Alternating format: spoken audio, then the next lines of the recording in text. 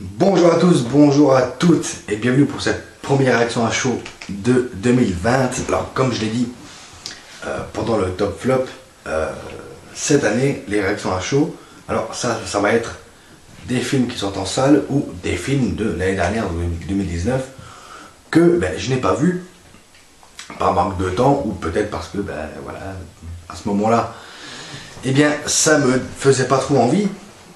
Et aujourd'hui, on va parler d'un film que je viens de voir, forcément. Mais on va parler également de Shining. Shining. Alors, vous avez compris, aujourd'hui, le film, c'est Dr. Sleep, qui est réalisé par, alors oui, j'ai mes notes, hein. Alors voilà, comme d'habitude, pour ne pas me perdre dans le fouillis que je fais d'habitude. Alors, qui est réalisé par Mike Flanagan, qui a réalisé entre autres Ouija, les origines. Alors, Ouija, j'avais beaucoup aimé le premier, un peu moins le deuxième. Alors, j'ai regardé un peu sa filmographie. Ce monsieur a fait pas mal de films d'horreur, donc il est à sa place ici. On retrouve également Ewan McGregor, qu'on ne présente plus, dans le rôle de Danny Torrance. Voilà, le petit de Shining, hein, qui a grandi forcément, on est en 2019.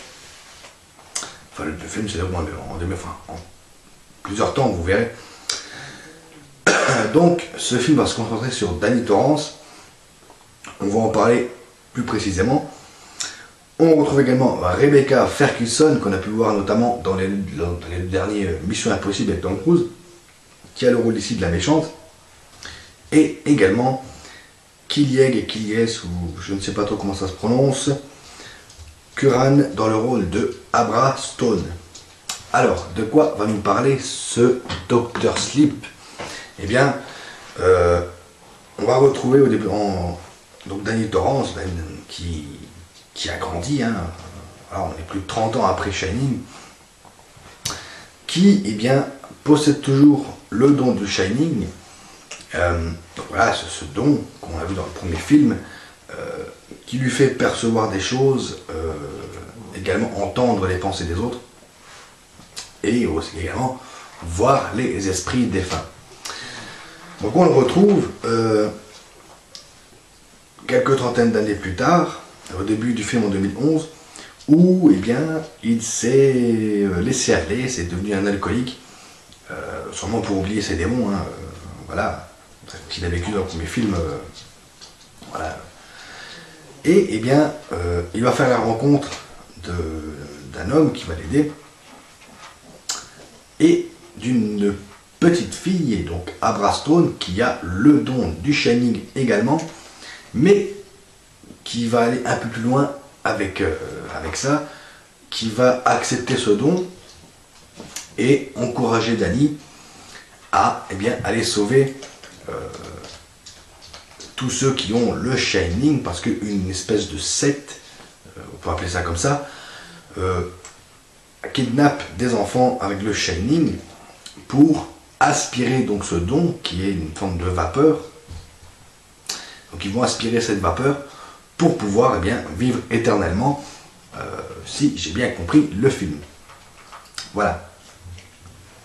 Donc Danny Torrance, quelques années plus tard, le film commence en 2011, 8 ans après, donc 2019, est bien installé dans sa nouvelle ville. Voilà, il a commencé en tant qu'aide-soignant, maintenant il est docteur, dans une maison de retraite, voilà, où il s'occupe de petits vieux. Mais il parlait avec cette petite fille, Abra, avec le don du Shining.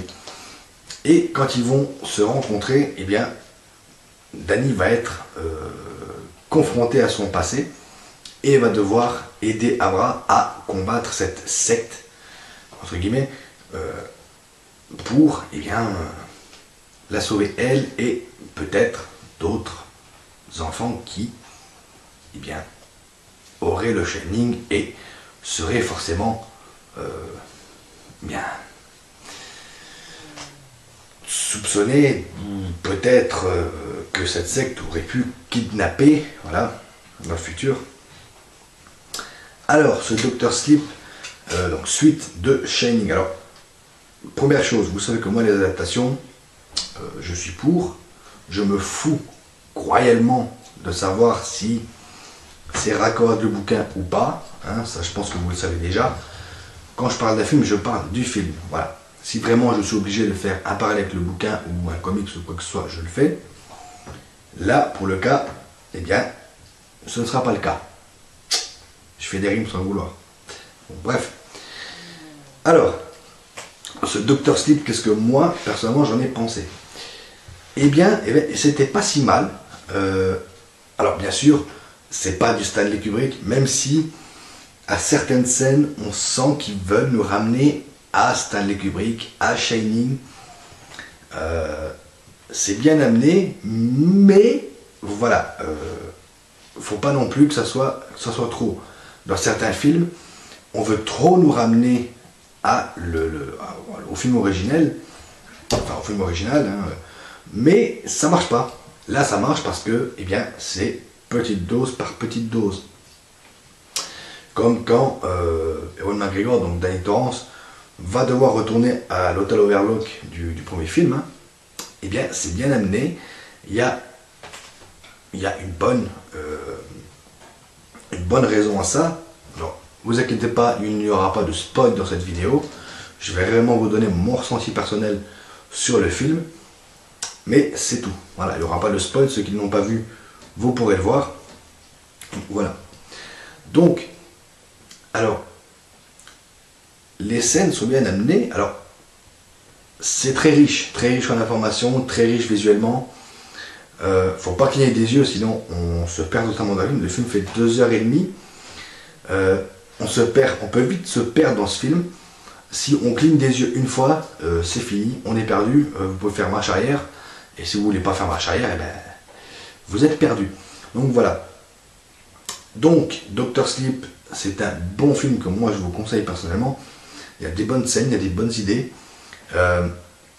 On sent que le réel connaît le sujet peut-être pas de l'horreur, mais voilà, du film un peu paranormal. Je pense surtout à Ouija, même si Ouija 2 les origines n'était pas génial, mais bon, voilà, passons.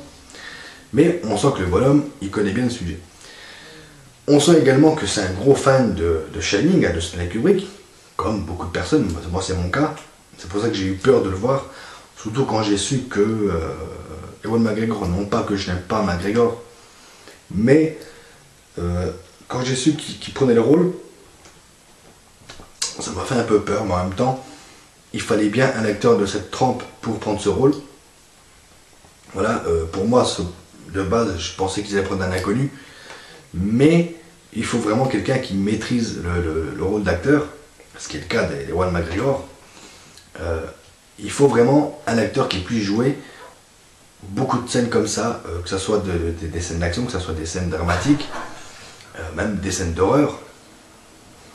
Et alors j'ai beaucoup aimé, alors le film se va se diviser en plusieurs temps.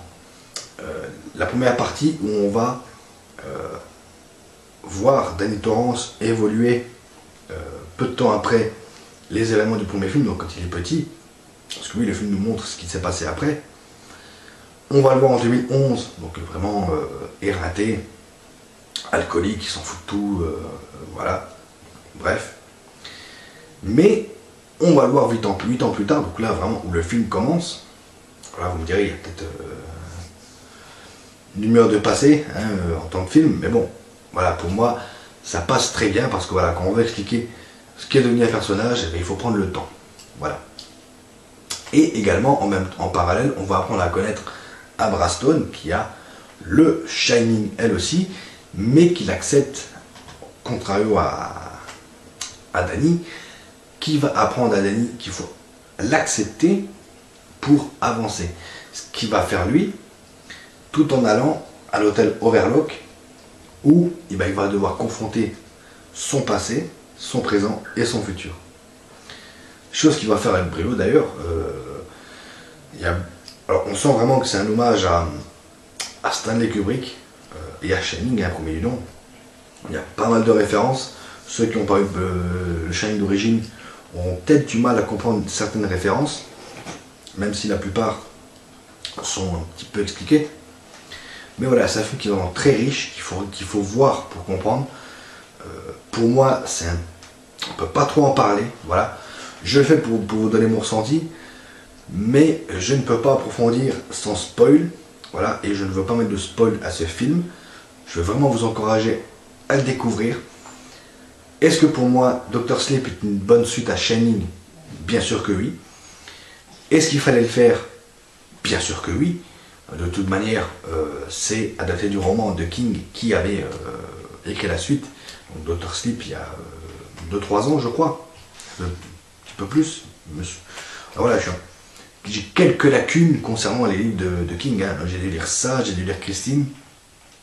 Donc voilà, j'ai quelques lacunes. J'ai lu Misery, mais sinon j'ai beaucoup de lacunes là-dessus. Donc voilà pour mon ressenti pour ce Dr. Sleep. Alors vous avez compris, j'ai beaucoup aimé le film. Et on commence l'année, et bien, à peu près correctement, rappelez-vous l'année dernière, bien, on avait commencé avec Bad Twice, qui était un film de merde avec des apparitions de Stallone. Voilà, cette année on commence bien l'année, avec un bon film. Et par contre, il y a quand même une question que je me pose depuis que j'ai vu Shining quand j'étais gamin, et que je me pose toujours, et je ne crois pas que le Dr. Sleep y ait répondu. Alors, peut-être que j'ai raté une scène, mais vous me direz en commentaire.